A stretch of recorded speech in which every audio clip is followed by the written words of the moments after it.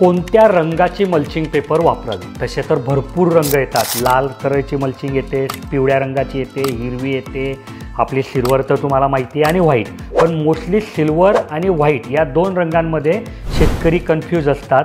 तर साधासा विषय की जेव्हा तापमान खूप जास्ती आहे, म्हणजे तुमच्या वर्षाचा तो कालावधी की जेव्हा तापमान जास्ती जातं तेव्हा शेतकऱ्यांनी सिल्वर रंगाचा उपयोग करावा मल्चिंगचा, आणि जेव्हा तापमान कमी राहणारे अशी परिस्थिती आहे तर तेव्हा त्यांनी व्हाईट रंगाच्या मल्चिंगचा उपयोग करावा।